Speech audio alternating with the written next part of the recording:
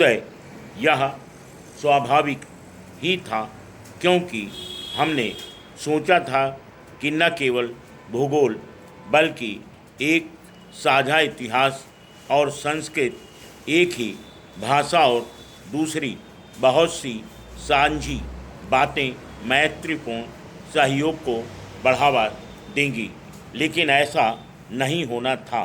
विभाजन के बाद की घटनाओं ने कड़वाहट भर दी। हम विभाजन के फौरी परिणामों से उबरने की कोशिश कर ही रहे थे कि कश्मीर राज्य पर पाकिस्तान का अचानक हमला हुआ और एक नया संघर्ष शुरू हो गया। हमारे लिए यह एक धक्का था, क्योंकि जैसा कि महात्मा गांधी ने हमें सिखाया था, हमने आशा की थी किसी दूसरे राष्ट्र के साथ कोई सैनिक संघर्ष नहीं होगा। 14 महीने बाद युद्ध विराम पर सहमत हुई और वास्तविक लड़ाई बंद हुई। तब से यद्यपि कश्मीर समस्या हमारे सामने बनी रही और इससे काफ़ी परेशानी भी हुई, फिर भी जहाँ तक दोनों देशों की जनता का संबंध है, भावनाओं की कड़वाहट धीरे धीरे समाप्त हो गई।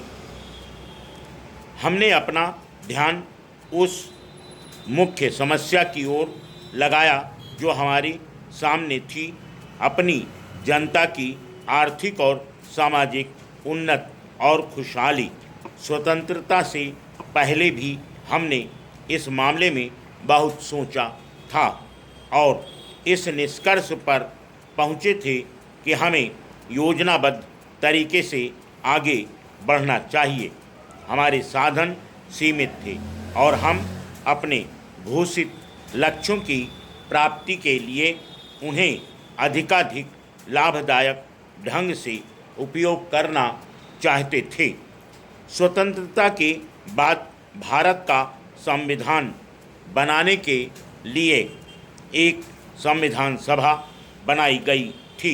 संविधान सभा ने घोषणा की कि भारत प्रभुसत्ता संपन्न लोकतांत्रिक गणराज्य होगा, जिसे अपने नागरिकों के लिए सामाजिक, आर्थिक और राजनीतिक न्याय, विचारधारा, अभिव्यक्ति, विश्वास, धर्म और उपासना की स्वतंत्रता, पद और अवसर की समानता सुनिश्चित करनी चाहिए। इसे व्यक्ति की गरिमा और राष्ट्र की एकता का आश्वासन देते हुए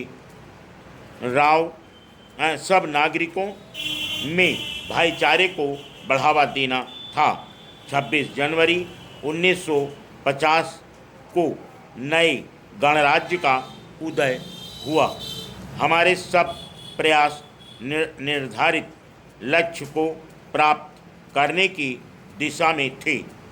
ये लक्ष्य थे राजनीतिक लोकतंत्र और आर्थिक न्याय। हमने इस शब्द की सैद्धांतिक परिभाषा से चिपके बिना ही लक्ष्य को समाजवादी कहा। जो व्यवस्था हमने निश्चित की उसका उद्देश्य कुछ लोगों की समृद्धि की अपेक्षा जनसाधारण का कल्याण था। यह लोकतांत्रिक है क्योंकि इसकी प्रक्रिया पर सार्वजनिक चर्चा और संसद का नियंत्रण है।